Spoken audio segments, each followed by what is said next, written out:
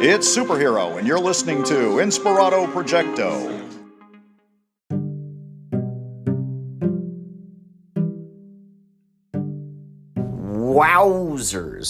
Wowzers, the episode you're about to hear. Oh my gosh. Thank you for Roni, thank you for listening to the show, Inspirado Projecto. I'm your host, CEC, otherwise known as Kurt Eric Clendenin. You can visit my website at cecartist.com, should you like to see a bunch of drawings and stuff. I've also written some books. This episode is going to be, yet once again, a varietal of talents, philosophies, epiphanies, visions, dreams, etc., so forth. Call it what you will. One of the biggest things it really is synchronicities, baby. This episode takes place mostly West Palm Beach, Florida. You'll hear about that. You'll hear about all that. But you'll also hear a whole slew of synchronicities that I was finally able to gather all up into one monologue, if you will. Now, we're going to hear some really cool people. We just heard Superhero. That's a real-life superhero. I met him at the Kapow Intergalactic Film Festival, at which Maria was at the Kapow Intergalactic Film Festival. You'll hear from her in a little bit. We'll also hear some other interesting things. Maybe you'll know some of the names, or maybe you'll resonate with some of the information that's coming through. So, stick around for Inspirado Projecto, and I think you will like what you're about to hear. Up next for you now, however, is a fun fact from our old pal, Henry D. Horse.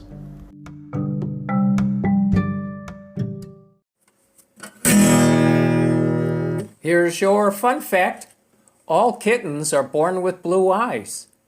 They begin to change color at about 2 weeks after their eyes open. Stay tuned to Inspirado Projecto for more fun facts. It is now 2:52 a.m., the 5th, and Philly will be coming out to pick me up around 3:15 a.m. As I'm walking around in my house, I've got the lights on here so I can walk around here, and just happened to glance out the window and I saw that there's now there's a guy who's living in the house. So I saw him like shuffling out on the balcony, and I heard like sort of a kid yelling, and I was like, I wonder if it's from that place. Well, I glance out my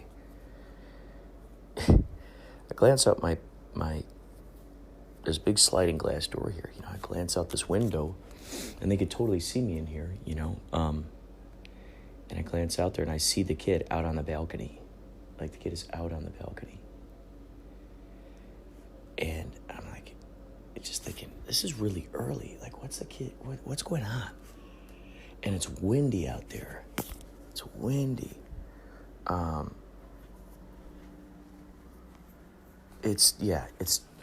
they're out on the balcony.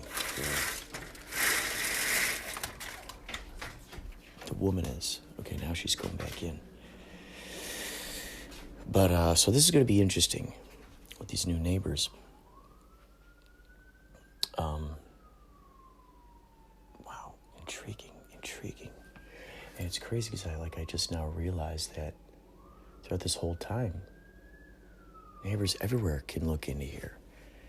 So what if there are like secret files of me eating my cereal at the table?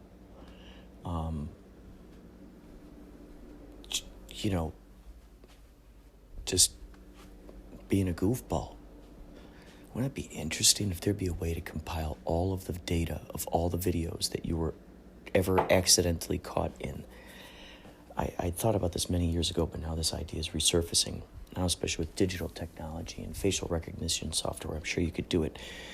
But if you were to put a call out there, let's say Brad Pitt were to put out a call to everybody, say, hey, anybody, you know, over the years, this is where I've been in my life, and this is, you know, and if you've been in any of these places throughout my life, throughout that time, there's a good chance that somewhere in your photos while you're on a trip or something, you might have had me in those videos and those photos and that stuff. Imagine if somehow there was some way to be able to archive all of your guest appearances in anyone's footage at any time. Wow, that would be really interesting, just to see what are you doing when you don't realize you're being watched. Huh. I was thinking about that, like, when I walk up to the store, I think to myself, all right, you're going up to the store. Walking up to the store doesn't need to be an in-between thing. Like, okay, when I'm on, when I'm me, that's, you know, when I'm home, when I'm in front of friends, you know, when I'm out, when I'm in the populace, that's when, you know, when I'm prepared to really be turned on. That's when I am who I am, you know. But in between, I don't know if I can hold up the persona, you know, in between.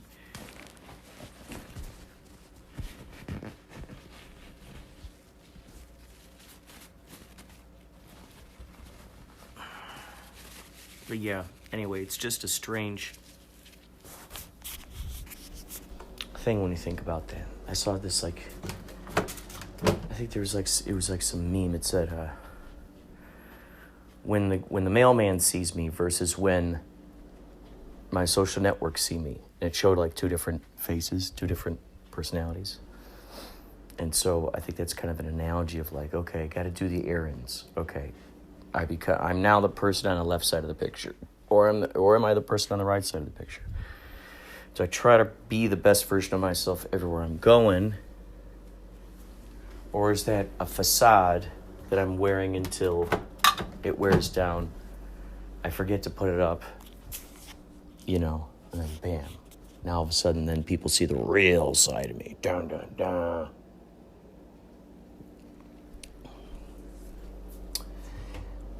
But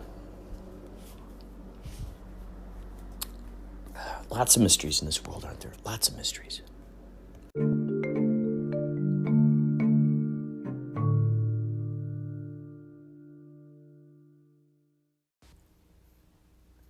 Okay, it is 12:06 a.m. Today is, in fact, the 5th. I'll be leaving in a few hours. I'm about to get to sleep. I'm still kind of packing here, and here's a little update about the neighbors. I glanced out the window, and there's more activity going on in there.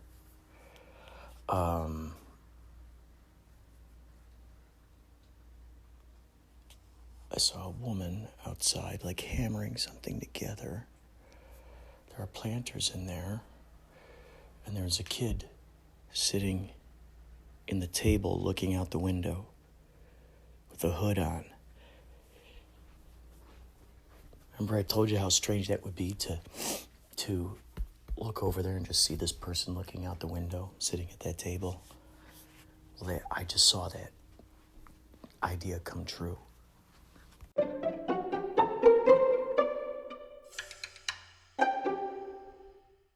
You have no idea how starstruck I was today. Oh my gosh, the fact that you saw Fran Tarkington. That's mine. And he, out of anywhere, we've always talked about that's incredible. Lighter. We always joke about that's incredible in Fran Tarkington. And Kathy Lee Osborne. Kathy Lee, not Gifford. It's not Gifford. Not Gifford. No. Kathy Lee Osborne. Yeah. She had the blonde hair. Yes. And out here, you end up seeing Fran Tarkington at the Breakers in the West bar. Palm Beach. Look at There he that's is. Fran Tarkenton. That's John Davidson. Oh, yeah. Yeah. And Kathy Lee Crosby. Dude, Wow. Kathy Lee Crosby. Kathy Lee Crosby. That was him. Wow, that's Look great. how old this TV guy is. Look at these What guys. year? Whoa. Gotta be the 80s. Look Wow, at do they even have TV Guide anymore? Gosh, I remember when. Remember when boy. people look at TV Guide and they would write down all the programs they're gonna watch? Yes, yes, that. yes. Program their TV, Yeah. our VCRs. Plotted out. No VCRs. Yeah, Yeah, the people would have a strategy. yeah, and they would call it the cheers and jeers. You know, like the cheers. Okay, this is what was the great thing that happened on this TV channel, on this show, and then here are the jeers. You know. We should get up super early in the morning and go to the beach. Oh, that would be good. It would be good to go to the beach. I'm gonna run. Well, we were down talking to- about that scene, the sunrise. I'm gonna run to the beach tomorrow. I'm Ooh, gonna go over there and I'm gonna go put my foot in the water. ooh, that sounds marvelous. Maybe I shall do the same. Chaz, thank you, founder. Thank you, founder. You guys have to help me smoke because I think I brought too much.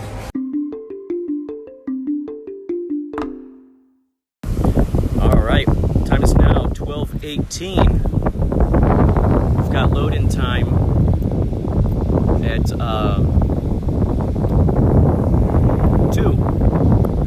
So I come out here to the ocean. We're in West Palm Beach today at the Breakers Hotel. Today's April 6th. Got our show today. We're going home tomorrow. And the interesting thing about the Breakers Hotel, isn't it funny? I was talking about bougie stuff on the other podcast, trying to wrap my brain around it. And I think by the universe immersing me in the middle of something like this, I really get to see it up close and personal. They charge you $25 for sunscreen in the gift shop. Now, this is one of those hotels. I mean, this is crazy because, well, first of all, I can't remember if I said this yet or not, but one of my best friends, Steve Rineker, I went to his wedding and everything. I was friends with him in high school. I was in West Side Story with him. I worked room service with him. Such a great guy. He invited me to his wedding out in Palm Beach. And he used to work at this very hotel. He used to do room service here. So this is crazy to actually be here and see this in person. It just blows my mind. I mean, it makes so much sense that the universe would bring me back around to this kind of thing. This situation where I actually get to see what I didn't... You know, it's like this is the visual aid now that I can supply my past self with when Steve was talking about the Breakers Hotel. I mean, the vibe of this place reminds me of like the Del Coronado. All around this area, geez, man. Unless you get a thrill out of paying expensive, buying expensive food, if you get a thrill out of that, and drinks, you're in the right place. Paulie got, what did he get? I think he got like a beer or something. Oh no, I don't know. He got something and it was like $20. I guess these are things that you don't worry about when you are just flush with cash. When you're just flush, you're just flooded with money and you don't know what else to do with it. Maybe these are those places that you really want to go to. The rooms, the whole place is an art gallery. I've been recording TikToks. I haven't put any out yet. I have to conserve my battery. But I've been recording some stuff. And I'm next to a what would you call this? Some kind of boat. It's got a little motor on it. It says wing on the side, P4.2. Today, we had this thing in our hotel room. I'll read it to you later. It said that there's going to be some sort of demonstration today at 7 p.m. of the Navy SEALs. I don't know exactly what's going on. There are going to be some helicopter situations. They're going to be rappelling down the building. So they're using this hotel as a sort of a training facility. It is beautiful here. It is beautiful here. I think this thing is like 100 years old. I'd like to find out about the paranormal activities that might be going on here. That's something I think I need to ask some of the staff about and see if anyone's seen anything strange. Because I have a feeling for a place this old, there's probably something extraordinary to be learned here. Gosh. It was crazy because we got on the plane and Matthew McDonald, we call him, new keyboard player.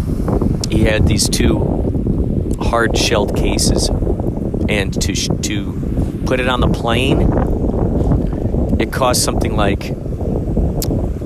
$700 or something to fly him over from Los Angeles to here. Luckily, the corporate folks are going to pay for that. It's interesting when you're doing corporate gigs. This would be a lot of fun. We've played corporate gigs in the past where I think what happens when you play corporate gigs, this is my theory. Well, first I'll say this: the private parties or the corporate gigs that we played, on a lot of occasions, it's rare that you get that kind of vibe that you get at, and it makes sense. It totally makes sense. A different vibe than you'd get at a venue, and it's funny because they'll just sit there. Some of them might clap. Sometimes they sit there. And I think my theory is that with these corporate gigs, I think a lot of these folks, these are for businesses where these people are expected to behave in certain social constructs, behave in a certain manner in specific protocol, heavy, rule-oriented structures. And so they're used to playing it cool. Maybe they're used to just really trying to like whenever you hear someone go, "Oh, be professional," what does that mean? When I think of be professional, what that says to me is devoid yourself of humanity. Devoid yourself of authenticity and purity. We need you to be this sort of robot. We need you to play this character of sort of a automaton.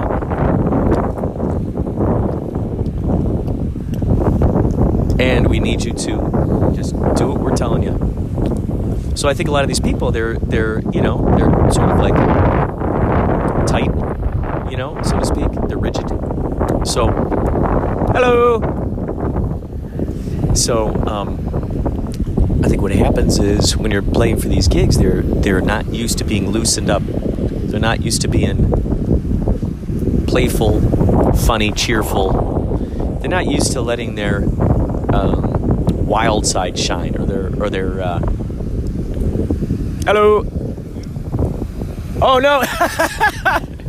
I wish I could say it was. That'd be great if I. Yeah. That guy was asking me if the boat was mine. That's awesome. So I think what happens is when we play, a little bit later on in these corporate gigs, people start to loosen up a little bit. There's alcohol involved. They start to loosen up a little bit. They start dancing around. They start showing this playful side of each other. I think especially once they see the CEO getting a little crazy. You know, it's like, oh, okay. You know, Frank is getting crazy. All right, it's okay for us too. And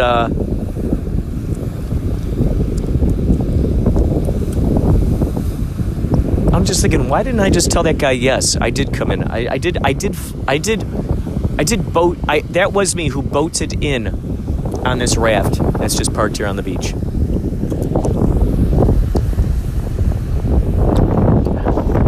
So it's going to be interesting to play the corporate gigs. I'd like to believe that deep inside the hearts of these folks, deep inside the hearts of these spirits that are at these corporate gigs, they do feel they're not that hardened, you know? They're not that hardened. There's enough in there. Enough with our performances, enough with the authenticity and the love songs, the love that's being broadcasted for them to open up to and accept into their hearts. And it's like a key.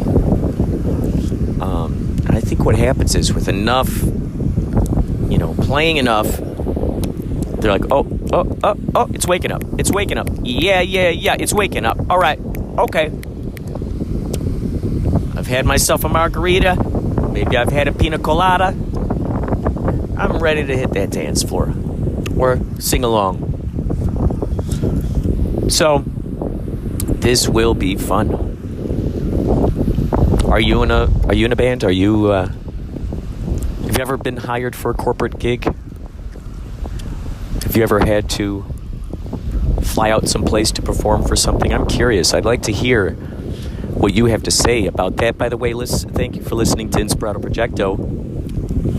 If you'd like to contribute to this podcast, please go visit anchor.fm/Inspirado Projecto and press that little button there that says voice message, and you can add to the voice message. You can actually add right to it. And that way, as you add to it, as you're included in it,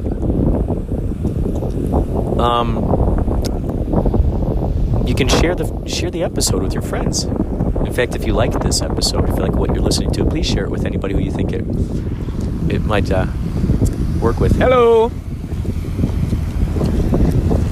That's cool. A low flying plane. That's like a low... It's kind of like one of those Indiana Jones planes, like in Indiana Jones when he's flying around. He's like, no way, I hate snakes. It's kind of like that. This is so serene. I'll talk to you a little bit later. I think I'm just going to like zone out here. This majesty. Thank you for listening. Wowzers. Okay, I am back at 6:53 p.m. Oh my gosh, I'm going to try to tell this story in... I'm just going to tell the story. I'm just going to go ahead and tell the story. There were a series... By the way, thank you for listening to Inspirado Projecto. I'm back from West Palm Beach. Today is the 7th. We got another show, I think tomorrow? Or is it the 9th? Is it tomorrow? No. I think it's the 9th. I think it's the 9th. Come on. Let's see. Is this the 9th? We're staying... Yeah, the 9th. Whew. Okay, I got a day. San Marcos, California. All right, so this is what happened. A series of synchronicities. Okay, one of the things is that we always joke about is the Rooney, pardon my French, but you're an a-hole from Ferris Bueller's Day Off. We always joke about that. Well, we ended up meeting Art Rooney. And this is the other thing. I've been thinking a lot about the word art. I have an uncle, Art, who was an artist, is an artist in spirit. Uncle Art, I've been thinking about this name, Art. And so it was interesting because we met this guy. He's the son, I think the son of Art Rooney. He's the owner of the Pittsburgh Steelers. He happened to be sitting upstairs or sitting at the bar after we did our show in the Venetian room. Okay, now, earlier, or the night we got in, the day before, yesterday being the, what is it, 6th, okay, so we got in the 5th. On the 5th, in the bar, Chaz ran into Fran Tarkington. Fran Tarkington hosted That's Incredible. He's also a football player, so there's that synchronicity, the football players. Now, the reason why Fran Tarkington is important is Chaz and I have always joked about Fran Tarkington because he's just got a funny name. You know, he can't help but giggle at the name Fran Tarkington. Fran Tarkington. It's like, that's an invented name. You know, that's a character out of a book. Fran Tarkington. It's like Yul Brynner. It's like that kind of name. With Fran Tarkington and Yul Brynner. Those kinds of names you don't hear about anymore. So, Chaz runs into Fran Tarkington. Chaz and I are always talking about the That's Incredible TV show. We're always talking about That's Incredible. And Fran Tarkington. Bam, he runs into Fran Tarkington. Now, this is the other thing about Rooney. So, okay, we're always going, Rooney, pardon my French, but you're an a-hole. Well, when we first got into town on the 5th, we saw the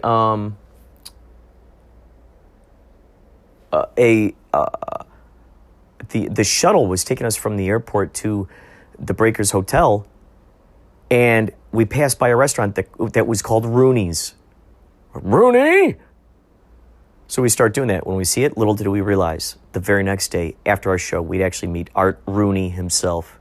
Bam, bam, bam. Add that to Fran Tarkington. Then, wait, there was another one. Oh. There's some stuff involving Jimmy Buffett and the Yachtley crew. That's all I can say about that. So, that's been brewing for the past, I've heard about this for the past few months. Several months. Wouldn't you know, of all places in the world, of all hotels in the world, of all floors in the world, of all time stamps in the world, Jimmy Buffett happened to be walking down the hallway while Phil the Ocean was out in the hallway talking on the phone, and while Rob Jones, a.k.a. Sailor Hawkins, was talking to the woman who hired us. Jimmy Buffett walked past Phil. Phil did not realize it was Jimmy Buffett. He waved to him. He's like, hey. He was dressed in his suit. He didn't know it was Jimmy Buffett till after Jimmy Buffett had already passed, and he started thinking about it. He's like, Jimmy Buffett just walked past me. So this is yet another synchronicity. This is the other synchronicity. The Navy SEALs, let's see if I can read this. This was interesting. Of all nights, on April 6th, let me read this. This was a message that was in our hotel rooms. I was in hotel room 1184. For all of you numerologists out there, please, let's figure out what 1884 is. 4, 5, 6, 8, 9, 10, 11, 12, 8, 9, 10, 11, 12, 13, 14, 4. 4 and 1 is 5. Makes sense. 1184 comes out to 5. And of course it contains an 8 in it. Oh my God. And of course it contains a 6 in it. Oh, wow, man. Oh my gosh. 5, the number of synchronicity. Oh my gosh. Oh, all derivations of 5. 23, 32, 1184 I've just come across. Oh my gosh. The number of synchronicity, of course.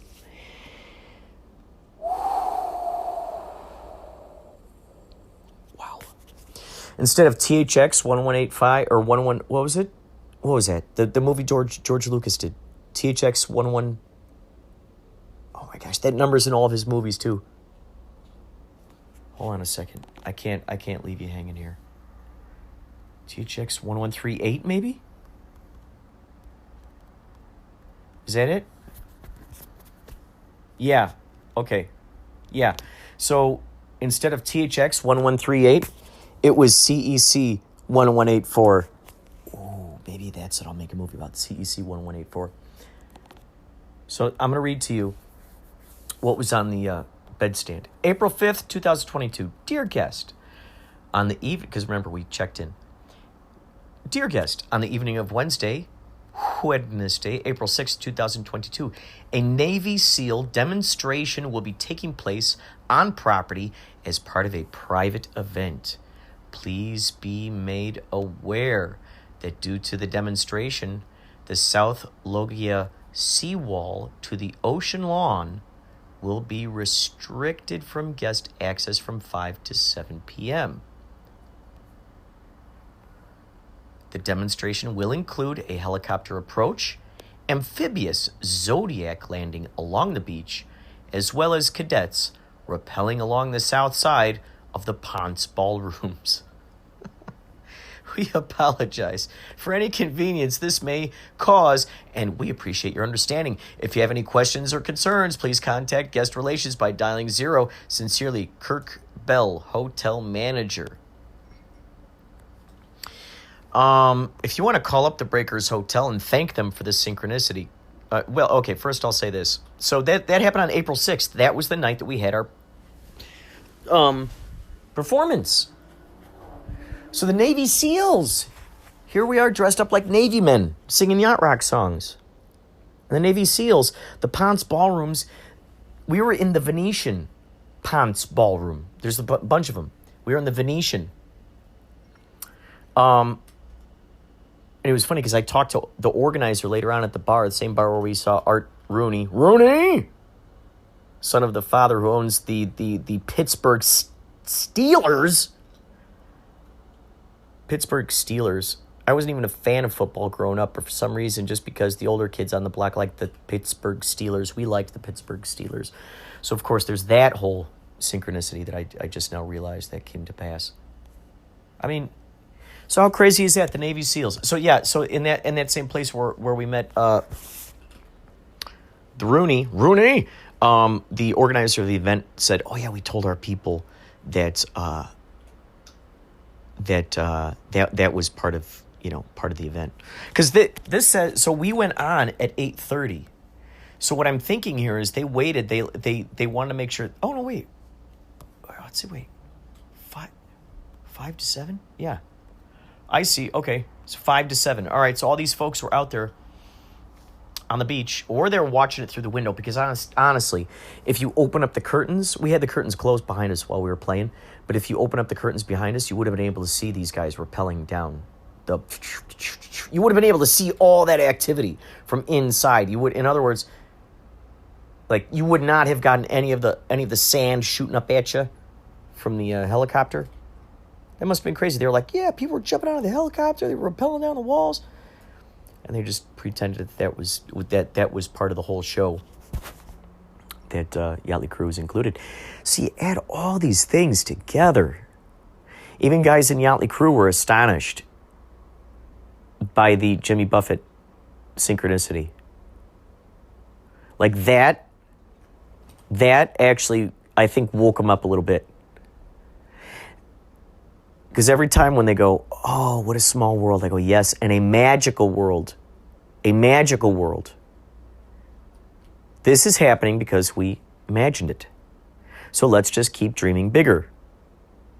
As soon as I said, let's keep dreaming bigger, they went quiet.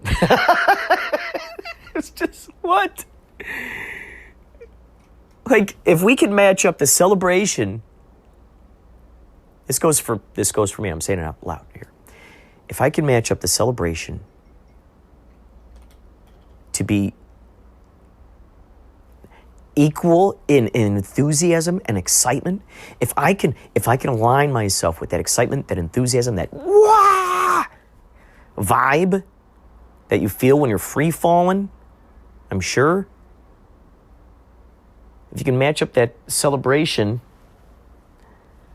with every single synchronicity, big or small. They're big or small. I mean, meaning what? What? Like, if we were to have that kind of celebration with any kind of synchronicity, that's the interesting thing. I need to step into, if I were to realize, just step into those shoes. Bam. It's in your life because you dreamt it to be there. So, okay, Kurt, bam. Dream it to be so. We always hear that, right? Over and over and over again. I'm reading rereading Illusions by Richard Bach. And he's also written that book.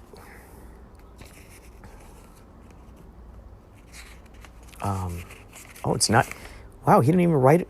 Oh, wait. Oh, here it is. Oh, it's after the foreword.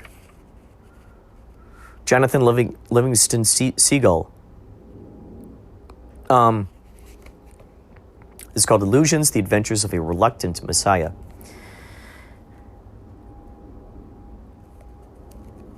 So, I'm reading this again, and I come to learn that Philly Ocean's feather tattoo on his arm is from Jonathan Livingston Seagull. Now, in this book,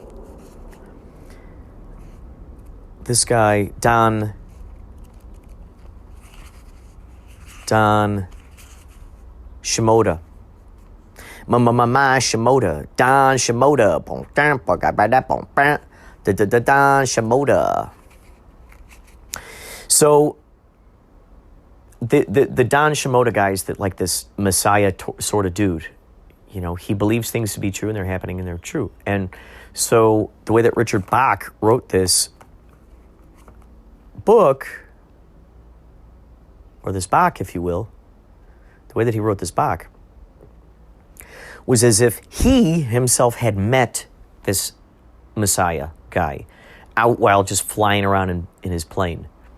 And imagining like, oh, what would this Messiah tell me? What kind of conversations would I have with this guy?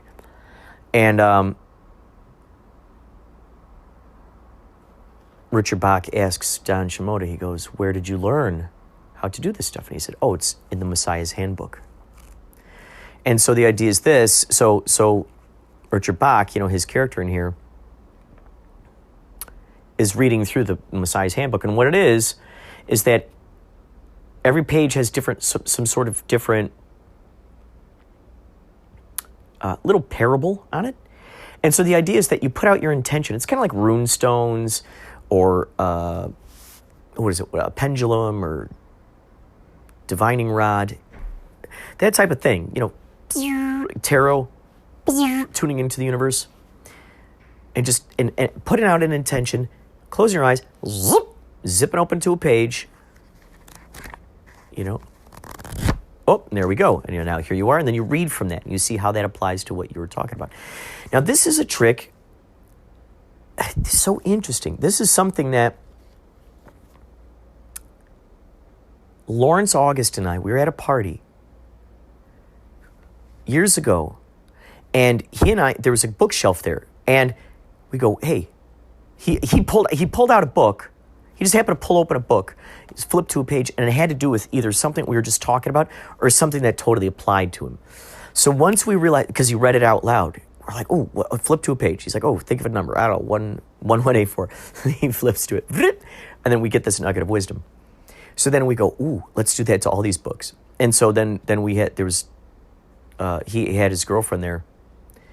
And he's like, oh, yeah, Momo, what, which book? And then bam, we talked, and then we asked her friend Jackie, sweet Jackie, who I dated for a time. We got like, Jackie, page number. Flip to a page number. And sure enough, it either had to do with something that one of us was thinking about, a conversation we recently had, conversation I had a week ago, another book that we read, something like that, movie we saw. You get the idea. So that's just like what's going on inside this book here. See, there's a book within the book. But then if you think about it, there's a book within the book within the book. Because what's funny is that Don Shimoda tells Richard Bach within this book of illusions, he's telling him in there, he goes, yeah, you can use that with the Messiah's Handbook. You can flip to any page. You can do that with any book. So that's why I told you the whole thing that happened with Lawrence August and I. These things are to be paid attention to too. When you have these intuitions and you've done these specific things just by intuition, you've done these things, and then all of a sudden, then you read in a book in a future time, or you hear someone saying a speech, or you're listening to Alan Watts talk about something, or what have you, and they're saying this almost like exact words that you have yourself said, or you yourself have already done, and you're going, oh boy, and we get to choose to look at that. I go, this is an aspect of me. This spirit we are aspects of one another. We belong to the same oversoul, if you will. We are reflections of each other. And it's something to pay attention to, especially when you resonate with something. It's been said that, like Dolores Cannon, it's been said that the reason why you're resonating so much with that is chances are you've been associated with that in a past life and or a future life. That's why that's so familiar. That's why you're drawn to the sci-fi stuff, or that's why you're drawn to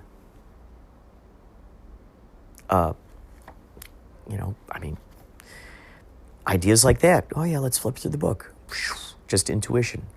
So here's these future moments. Little did I realize that this moment now, how interesting is that?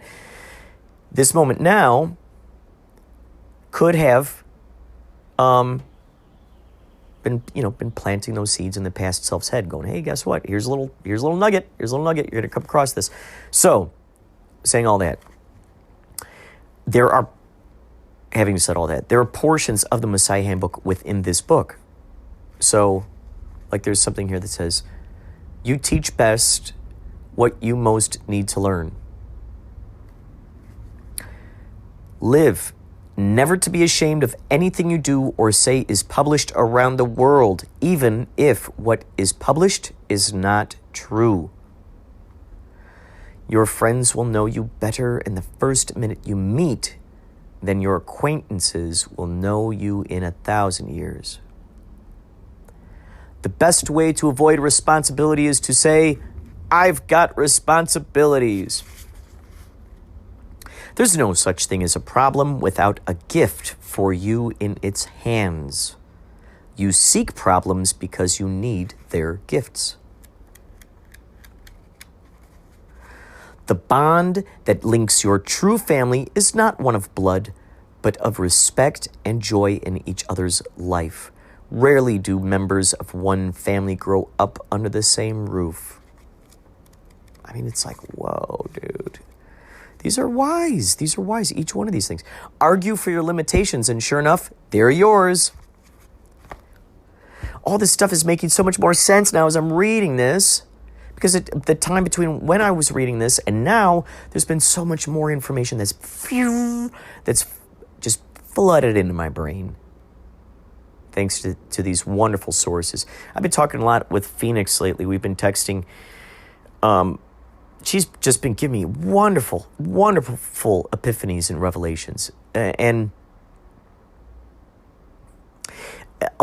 sometimes, there'll be these times where she'll say a particular thing and I go, whoa, that's an affirmation right there. That's something I had thought about. That's something I had talked to someone about. That's something I wrote down, let's say, in a past journal. And that is the high five. High five. Hey, Cosmos. Bam. That's why I like to sometimes pronounce cosmos, cosmos, us. We are the cosmic ones. We are the cosmos. I believe Carl Sagan says it. Hello, billions and billions of light years away in the cosmos, you will find the planet Jupiter. And furthermore, little do you know, I in fact did not die decades and decades and decades ago. I in fact was cryogenically frozen and shot up into Jupiter in a space cryogenically frozen coffin. And now I've been thawed out, and I reside in the center of Jupiter. We call this the Jupiterian core. Carl Sagan, did you know that he loved UFOs? He loved UFOs, but then someone, an entity, a government entity, said, Carl, why don't you just start saying that you don't believe in UFOs now? I think it's in your best interest, kid. I think it's in your best interest. Hey, have you ever have any UFO sightings? Have you had any extraordinary events? I mean, look at all those crazy synchronicities that happen. Let's review. Let's go down. Art Rooney. Okay, we're driving into town. We see the restaurant Rooney. Later on that night, we see Art Rooney, or Art Rooney's son. Who is he? Part of the Pittsburgh Steelers. Now, wouldn't that be nice? And these guys are football fans. Wouldn't that be nice? We end up playing a Pittsburgh Steelers Yachtley crew plays. Let's just put it out there, okay? So you and I are hearing this, okay? So when it happens, when I do another podcast, when my future self puts out another podcast and tells you, guess what? Guess where I'm at? Rooney hired Yachtley crew. Yachtley, Rooney hired Yachtley to play the halftime show for the Pittsburgh Steelers. And do we have pyrotechnics? Yes. Do we have wire work with Paulie flying through the sky like a yacht rock cherub with wings on his back? You better believe it, baby. Do we have LED screens with crazy stuff? Is it an immersive experience? You better believe it, baby. Does everybody get a free Yacht Rock captain's hat at the door as they enter? You better believe it, baby. Could you imagine a whole sea? Oh, my gosh. See? This is how these things evolve. You go, wouldn't it be funny if? Wouldn't it be funny if? Wouldn't it be funny if? Golly, I'll be so excited to see how the universe surprises me with this particular thing. Wouldn't that be funny if this happened? Bamzo. All right, so there's that. Now, Fran Tarkington. You know what I got to say about that whole situation? That's incredible. Do you see the whole metaphor, these symbols that are just reverberating? And remember, Pittsburgh Steelers. For some reason, I was a little kid. I just liked the Pittsburgh Steelers. Why? Because the older kids on the block liked them. Why do they like them? I don't know. One would think that they would be Bears fans. The Bears. Because we lived in Chicago. Carol Stream, really. That's a movie. I got to write that down. That was a movie I've been thinking about. Carol's Dream. It takes place in Carol's Dream. It's Carol's Dream. I don't know if I told you about this, but Carol's Dream. By the way, my grandpa, Charles Clendenin, went to elementary school with J Stream. J Stream bought a bunch of land. And he didn't have a name. He started building these houses, and he didn't have any name for it, for this town.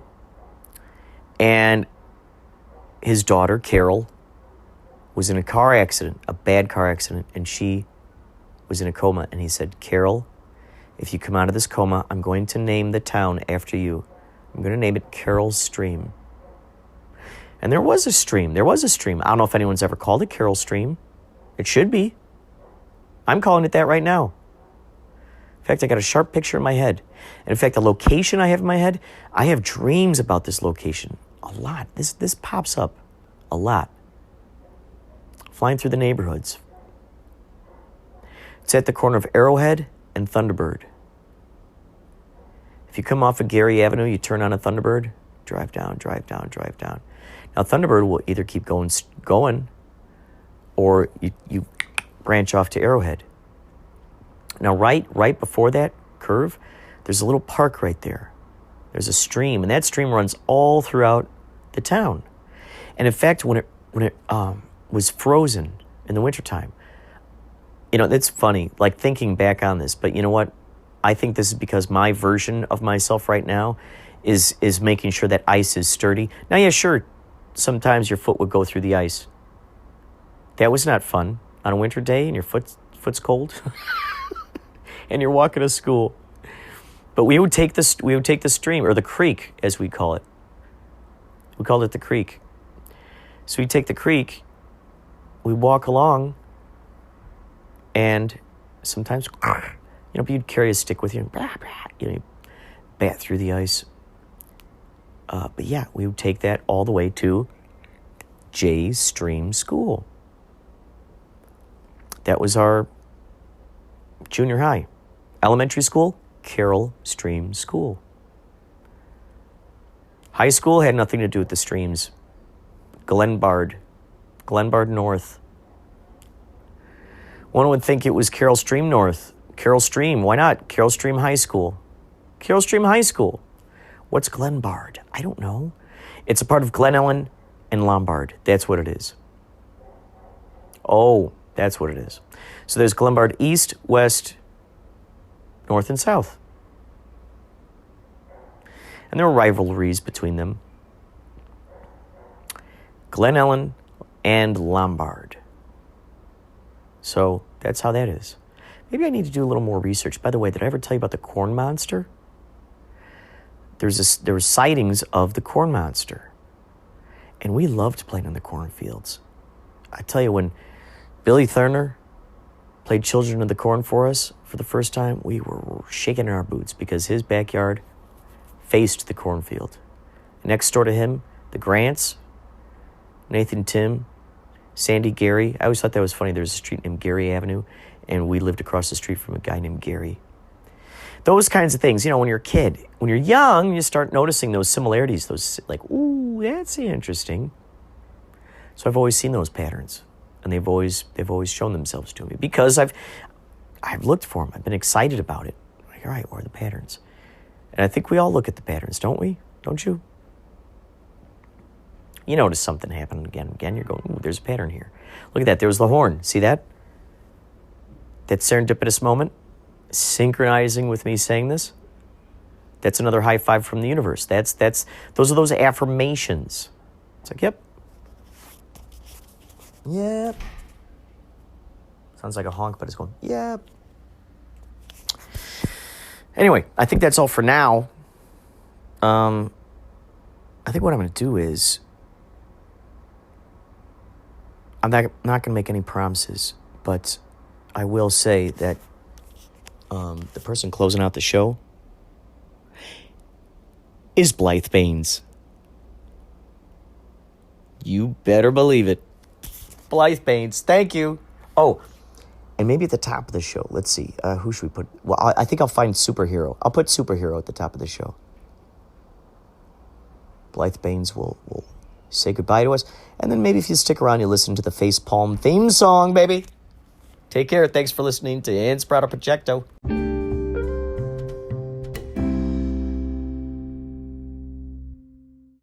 Oh, here's another quick synchronicity I forgot to add, yet it is equally as important, is my buddy Steve Riniker, who I was in high school with, and we were in West Side Story together. And I ended up working at Indian Lakes Resort doing room service that he also happened to work there, and so did Andy Smith, who I suggested from when we worked at Barnes & Noble. So Steve Riniker, when he left and he moved off to Florida, he ended up working in room service. I can't remember if I said this. I probably did. He used to do room service at the Breakers Hotel in West Palm Beach. And in fact, I went to his wedding, and I almost feel like it was, oh my God, was it there? Did he do it there? No. Oh, no. Was it?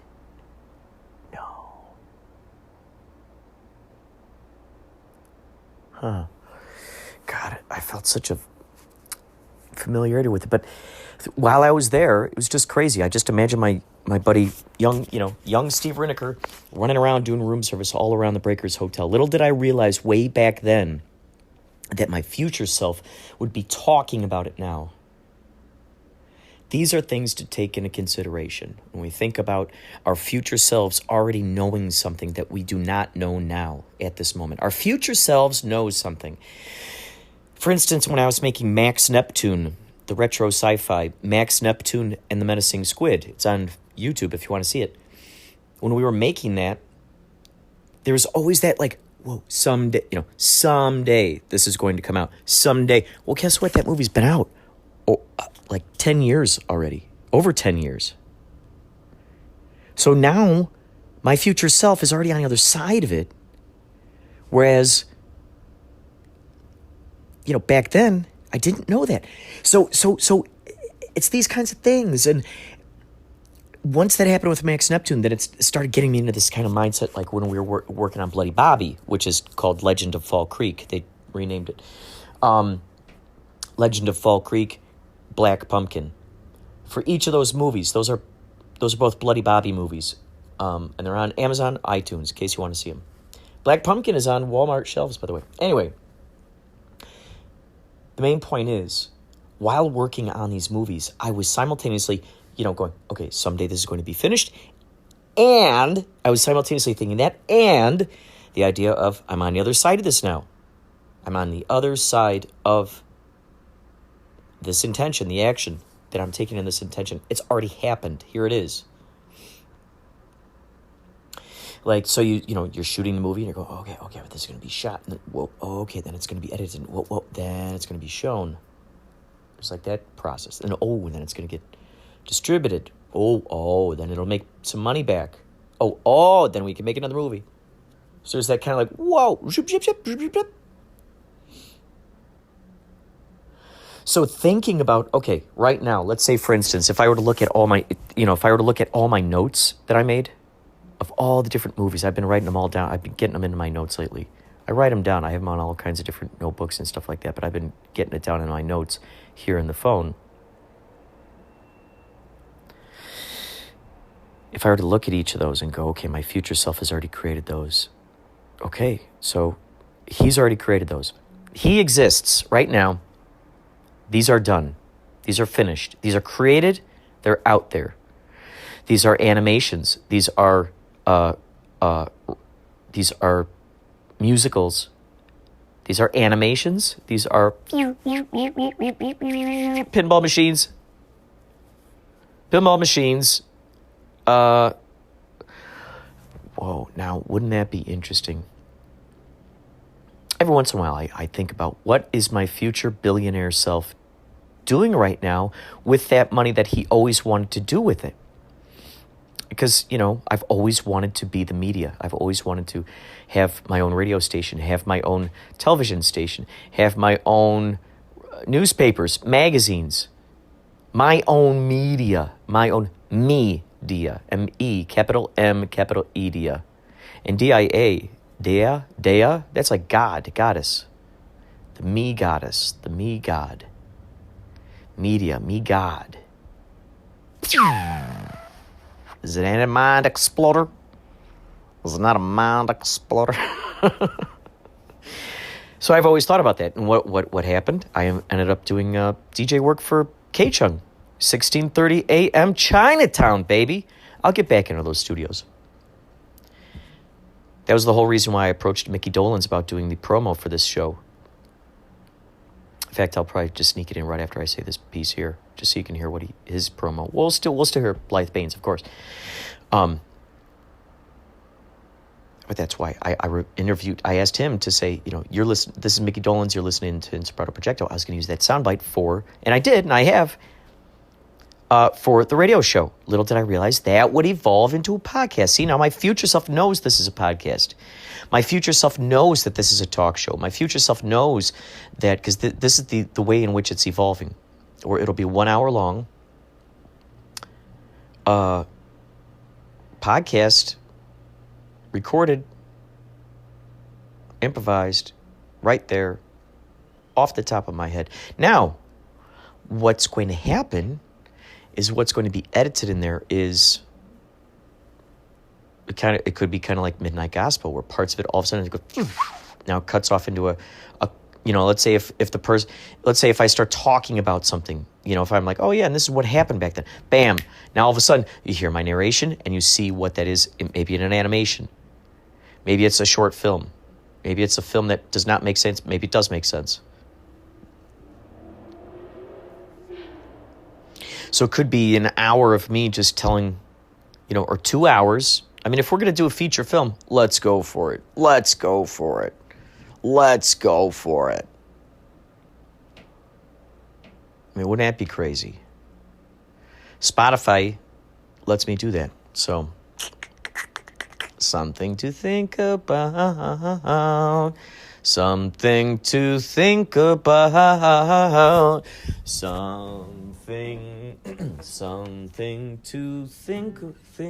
Something to think about. Wait, something,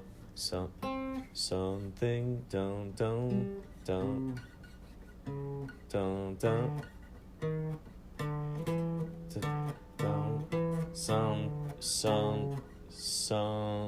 where's that?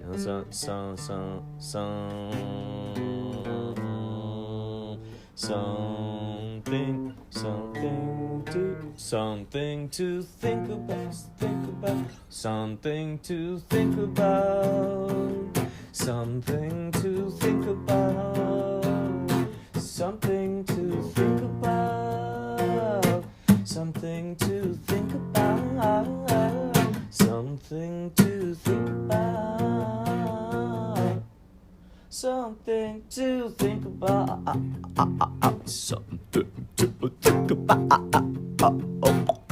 something to think about, something to think about. I want you to think about it now.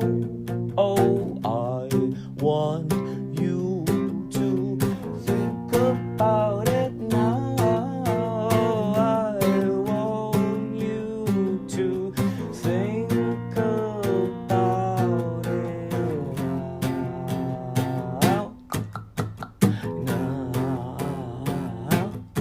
Something to think about. Something to think about. Something to think about. Something to think about. Something to think about. Something to think about. I'll give you something to. Oh, I'll give you. Oh, I'll give you. Oh, I'll give you something to. Something to. Something to. I'll give you something to think about. I'll give you something to think about. I'll give you something to think about. I'll give you something to think about. I'll give you something to think about. Think about. I'll give you something to think about. I'll give you something to think about.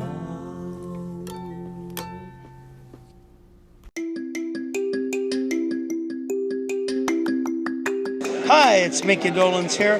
You're listening to Inspirado Projecto. Okay, so I'm going to give you just 3 different top secret ways to get your voice onto Kurt's show. First thing is, remember that messages through the Anchor platform, if you call in, are limited to 1 minute long. Perhaps if you call into his special Google number, his phone number that he's giving out here, maybe you can talk for 20 minutes. I don't know. Don't do that to him, though. Messages should be just like little flashes of brilliance and participation and enthusiasm. Number 2 rule is say something nice about Kurt and his show. Let him know that you really listened to one of his episodes. Let him know you're a Yachtley crew fan, or maybe you've purchased his art book, by the way. And talk about that a little bit, Kurt. Number 3 thing is don't promote. Well, hold on. I'll be right back. I'm going to get cut off. Even after all this time, I forget that 1 minute cutoff is happening. It's like, right? The big stick that's coming on from the side of the stage to pull you off when you're really bad, not entertaining people. Oh, I apologize. By the way, did I say this is Maria? I forgot to say my name. My number 3 rule, by the way, is don't promote yourself. Don't just come on here and say, come listen to my show, people. Do Kurt, show him some respect, for his show. Inspirado Projecto is the show you're listening to. But I'm Maria, and my show is Strong Body, Strong Soul. I'm about energy and spirituality and fun stuff sometimes, and sometimes serious stuff. Kurt and I have had some amazing conversations. Check out YouTube if you feel like seeing us. Suck it to me, suck it to me, suck it to me, suck it to me, suck it to me, suck it to me, suck it to me, suck it to me, suck it to me, suck it to me, suck it to me, suck it to me, suck it to me, suck it to me. All I need is a little bit of respect. Oh, baby. Respect. Suck Suck it to me, suck it to me, suck it to me, suck it to me, suck it to me, suck it to me, suck it to me, suck it to me, suck it to me, suck it to me.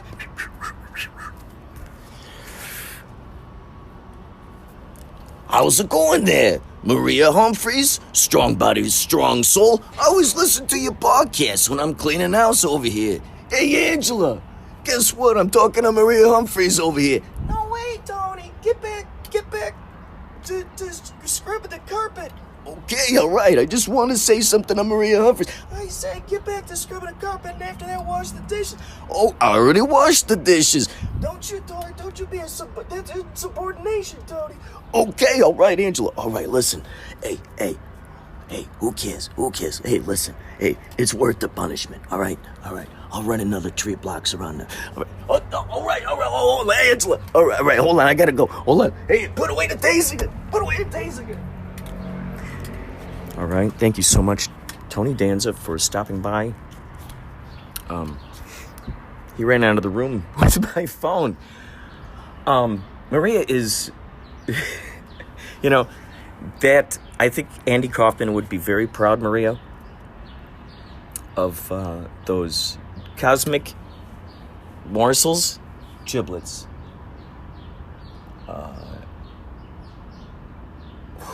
Cosmic wisdom. Pearls of wisdom. What? What'd you say? I said pearls of wisdom. Here, come on, closer to the... Pearls of wisdom. Here, go ahead, talk into the microphone. Hello there, this is Carl Sagan, speaking to you via satellite, billions and billions of light years away. Okay, Carl, can I have the... I'd like to say more about the billions and Okay. billions of stars. Okay, all right. So, light years away. all right. Can you please get a wee from here for just a moment? I'm trying to have a... Wee. Yes. I'm trying to have a podcast here. On the balcony, there's a hummingbird. That's the other thing. I gotta clean this hummingbird feeder. I almost called it the Hummingbird Theater, because actually, you know what? It is a theater. Oh my God, here it comes. Right when I said that. I was looking out on one side of the balcony. Hold on, can you hear that? Hold on. Don't chirp. Oh, dude. I was looking over on this side of the balcony, right over here by the antenna tree. And there was the hummingbird up there. I saw a squirrel hanging out. And all of a sudden, hummingbird flew in, right up to the hummingbird feeder. And it is theater, like I was saying, it is theater because you're watching a scene in their story come to life right there in front of you. I swear, ever since meeting Lisa Bowman on TikTok and then interviewing her, I have become so much more aware of birds than ever before. So much more aware of birds. Wow. And everything has symbolism. So Maria Humphreys and I have crossed timelines on many occasions, both past, present, and future. However, if you're talking to Nostradamus, he'd say it's all happening right now. Right here, right now. Really big shoe, right here, right now. So as we've crossed timelines, it's always, this is the thing. Always look forward. Always look for spirits that you look forward to sharing spirits with. How about that for a parable? Always look for the spirits you want to look forward to. Right? There's a 4 in there, and then there's a 2. Always look for the spirits you look forward to. Interesting. Wow. Always look for spirits who you, big capital letter U, look forward to. Forward to. Interesting. 4, number 4, word 2. Always look for the spirits you look forward to. Interesting. A 4-word. Forward to. Always look for the spirits you look. Always look for the spirits you look forward to. Always look for the spirits you look forward to. Interesting. That's a hieroglyph. That's how you get hieroglyphics. Dismantling those suffixes, prefixes, root words, prepositional phrases, practicalities, nouns, adverbs, reverse language,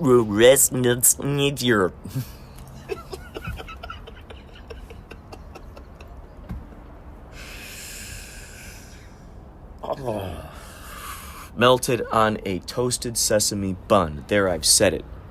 Right? I think that's the way you make a Big Mac. I think I finally got the ingredients down.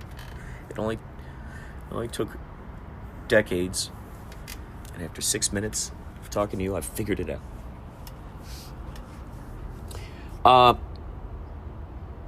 Yeah, Maria. I've realized, look at the cats, the way they're looking at me, it's great. They're both blinking their eyes. Oh my gosh, they're sending me the vibes. I'm gonna look straight at both of them at the same time right now. I'm moving my seat. Yeah, you guys, you are my audience. I'm not gonna make you crane your necks. Oh my god, you're a part of this theater. Dude, you guys. I love this. Oh my god, if you could see this picture right now. He's on the ground. Let's see if I can talk to you and take a picture simultaneously. Oh boy. Should I risk it? Oh, he's walking over now. He sees me looking at him. Get. Got Oliver over there. Marky right here. Oh, yeah. We're going to get some purr machine action. Purr machine. Always look forward to the spirits you. Always look for the spirits you look forward to. There it is. Always look for the spirits you look forward to. And so when you do that, it's just a magnet. Maria Humphreys. She's okay, if I were to name her as an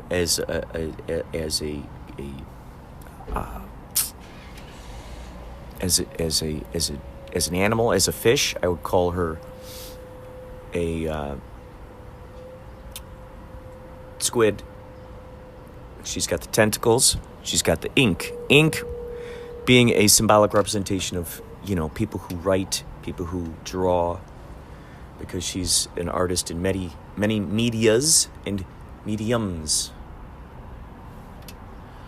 And I finally realized, this realization finally occurred to me when Yachtley crew was at a party for TKO, and I met this young couple. And I felt such a familiarity with them. I felt like I had known them. And I realized in that moment, it finally occurred to me that the ways in which we are able to tell who those spirits are that we've known in past lives, future lives, current parallel lives, all the lives, the indicator is the synchronicities that you share between each other, the ways in which it seems like you can read each other's minds. This happens to strangers. As the old phrase goes, strangers are just friends we haven't met yet. Well, add into that mix the vibe, add into that the frequency. So moving in those directions, not making it essential to put yourself in something that is, it's like, okay, everybody, we all know what challenging is. We all know what it's like to, have to work through something. However, what are we? Don't you also appreciate? I appreciate. I feel like it's so silly. Suddenly, I just realized I'm arguing with somebody. Who am I arguing with? I'm arguing with my lesser known aspect shadow self. My lesser aspect shadow self. Yeah, it's that guy. So if you hear me arguing or something, it's that dude. It's the naysayer. It's the guy who's like, yeah, but dun, dun, dun, and I'm like, whoosh, whoosh, whoosh. It's like fencing, I suppose. Come on. Wouldn't that just be nice and unnecessary? Isn't it funny? Me explaining it became the very symbolic representation of what it was that I was arguing for, I suppose. Not necessarily that. Let's redefine that. That I was just giving the point of, much like a pen on the paper, much like Maria Humphreys, the squid, producing the ink, producing the productivity, the proclivity for productivity, activity, productivity, protocols.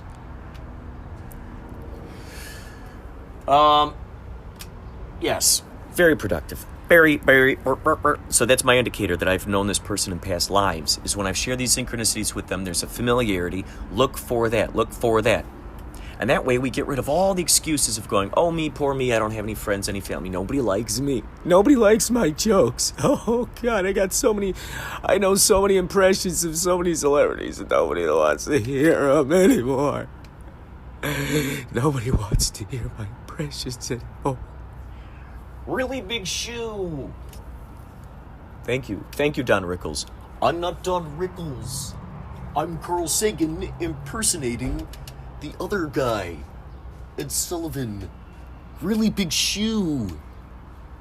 Really big shoe? Really big shoe. Old Mother Hubbard lived in a telescope in a really big shoe. So hold on. That's my favorite nursery rhyme. How'd you know that? Old Mother Hubbard lived in a telescope inside of a really big shoe. Well, thank you so much, Carl Sagan, for your... Oh, gosh, there's a cat. There's a disagreement. I always wonder about this. Do I break this up? Is this like two little brothers just fighting? Is that what it is?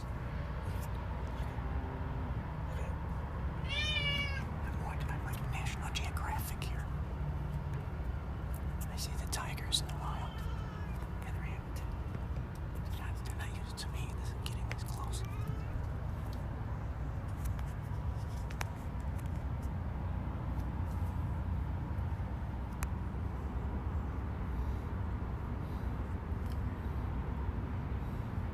What are you doing? Hey. What are you doing? Oh my gosh. The one is just like staring at the other guy, and then the other guy is walking very slowly, looking at the other guy. Oh my gosh, what were you doing? What is it with you guys playing those kinds of games? Oh my God. Oh my God, what are you doing? What are you doing? Oh my gosh, see, now you're back to a lovable monster again. How the hell how'd you switch like that? Huh? How'd you do that? So, yes. Marky, if there's one thing I learned today, check it out. If there's one thing I learned today, is, hey listen,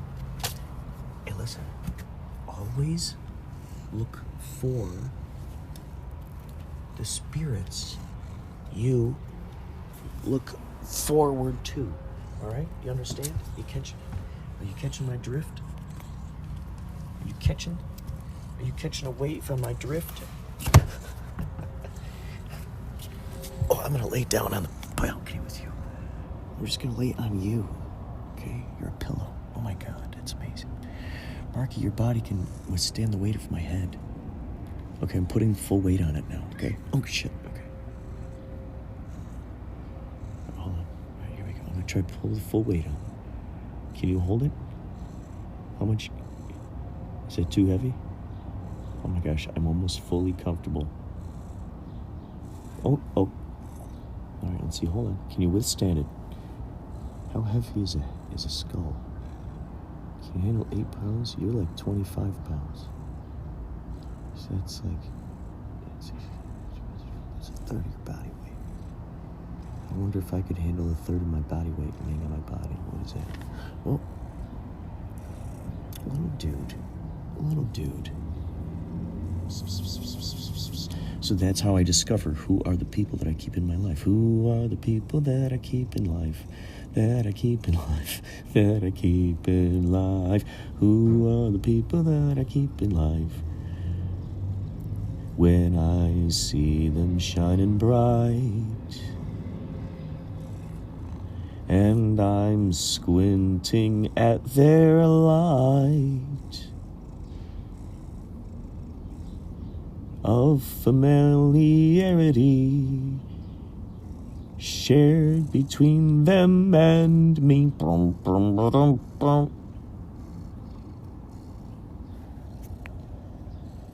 at this little guy. I can't believe you're letting me just lay on your Garfield body. You're like the soldier's field of cats. You are the soldier's field of cats. Rat-a-tat-tat. Look at that. Yeah. There's a time I was in a McDonald's when I was going to Columbia College. There was a, Union Station. I'll lay here then, right? In Union Station, there was a bunch of restaurants and stuff. Every once in a while, when I had a little extra scratch, I'd stop in this McDonald's, and I'd get a coffee and perhaps an Egg McMuffin. And this one time, this guy kept walking around. He was ordering his food, and he's going, rat-a-tat-tat. Look at that. Rat-a-tat-tat. Almost after everything he said, I'll get me a Big Mac. It was that's right. It was like, yeah, I have a sausage and egg McMuffin. Rat-a-tat-tat. It was great. Anything else, sir? A large Coke. Rat-a-tat-tat. Oh, man, it was amazing. He was constantly saying rat-a-tat-tat. I love those things. And then you trace it back. You wonder, where did that begin? You know, there's something echoing back there. An echoing spirit that is something he's connected to and values that might do that. Maybe it's the sound of a rat-a-tat-tat, you know, maybe he's a drummer. You know, like one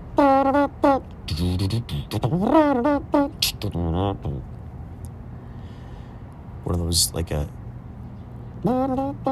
rat-a-tat-tat. So what was interesting was I was living with my dad at the time. What was I? Yeah. Glen Ellen. Remember I was talking before about Glenbard North High School. Glen Ellen and Lombard. So I lived in Glen Ellen. it's culmination of the two. I think one of the Glenbards, maybe it was Glenbard. You'd think maybe it just started with one Glenbard, and then like, well, let's build another Glenbard. Oh, okay, well, that's a little bit more closer to Lake Michigan, so that's more. We'll call that one Glenbard East. We'll be Glenbard West. You know, like, hey, we've done a great job here. We've already got East and West. Why not add a North and a South? Okay, sounds good. Let's keep it going.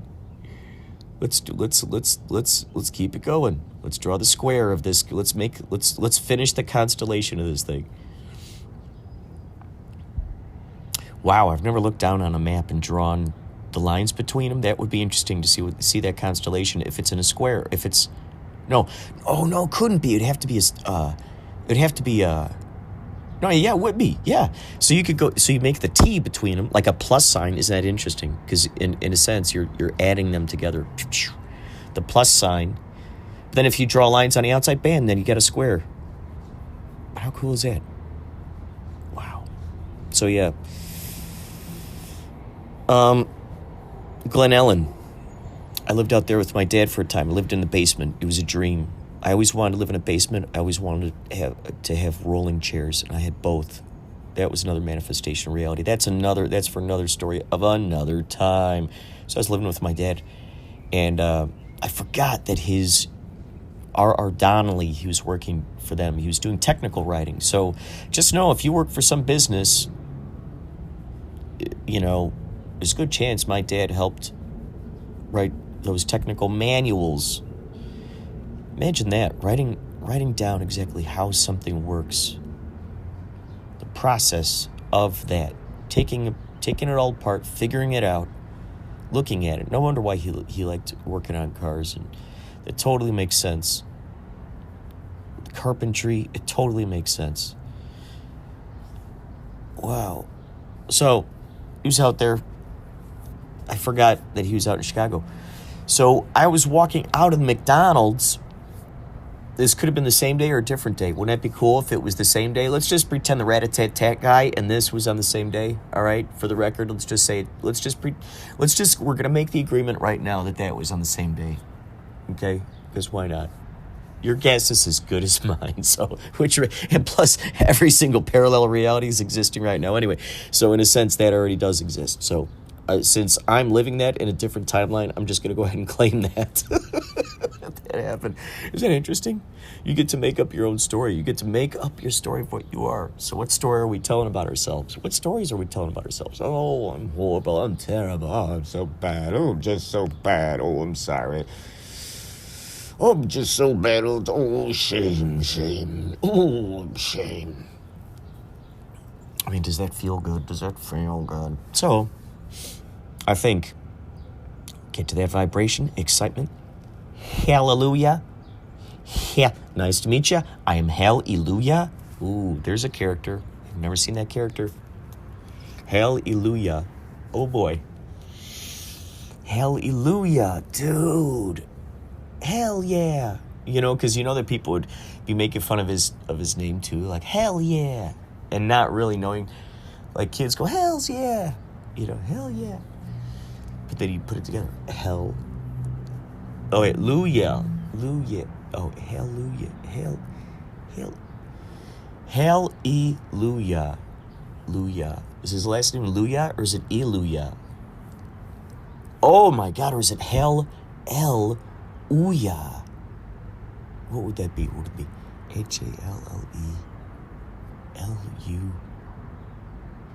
JalleluJah. You know, don't a lot of Europeans go, ja.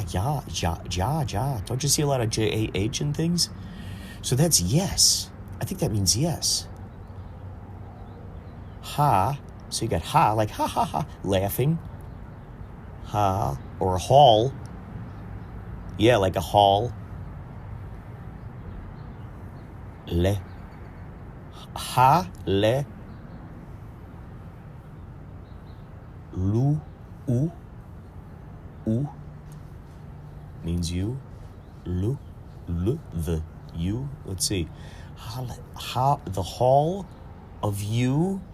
Yes. The hall of you. Yes.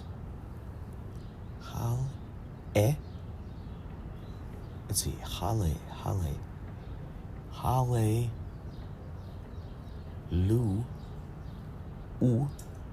Yeah.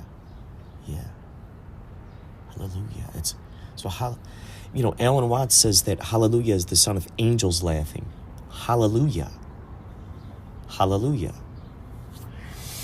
And that was the vision I had when I was on a trip, we'll say, at the Love Seed Festival, under that tree, in that pond. And that running water, that water was a stream of consciousness. Wow, it's now hitting me. I was swimming in a stream of consciousness during that whole time. I became a symbolic representation of a stream of consciousness. Oh my gosh, that's interesting. There are so many symbolic representations during that time. And this all leads to Maria Humphreys, the squid, of course. So, Maria Humphreys. There are certain people, when you come across them, they inspire certain things. So let's just say you magnetized out a slew of imaginations, tentacles, if you will. And you will.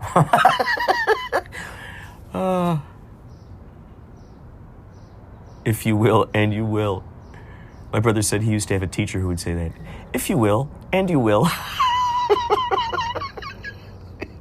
Reminds me of when I met John Lundberg. And what's up, dude? Where are you? Kitty. Oh. Is he meowing at a bird, maybe? He's meowing at a bird. He's meowing at the bird.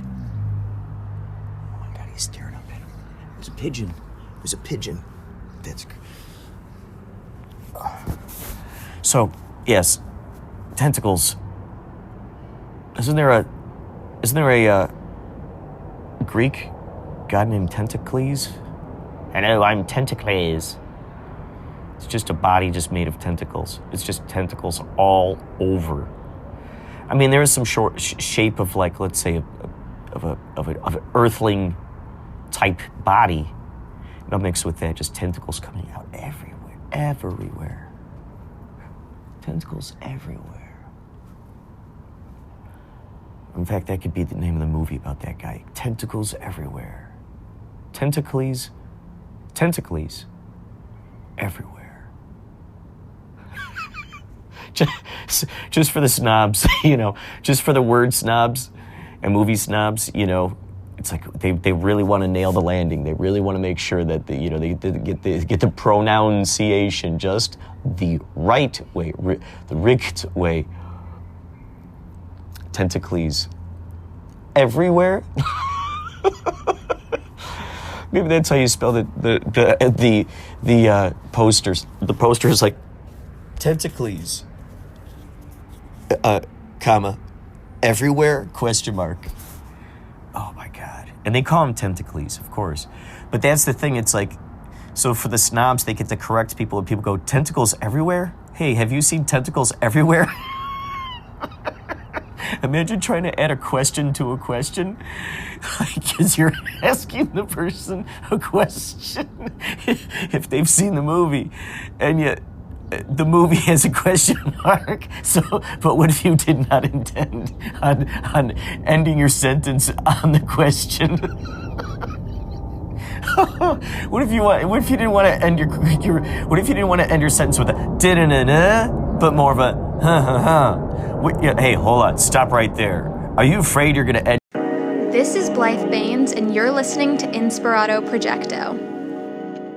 It's a face palm, a balm of calm, like a napalm bomb. It's a face palm, crumbly malm of loamy alms. And how soon do you think you to do it again?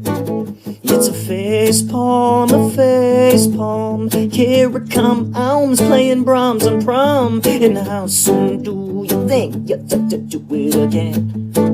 And the Holmes from Guam to the cable comms, are the Grom diatoms glom in their moms. It's a face palm, my face palm. The book of songs and rhymes and rhymes. And how soon do you think you'll do it again? Postscript, or rather postscript. It's just now beamed to my attention at 8:27 a.m. out here on the balcony, Friday the 8th, infinity baby. The revelation struck me is that I speak in cursive. I just realized it. I speak in cursive. However, I will make it a point to enunciate much more. When I write, also very... Anyway, I speak in cursive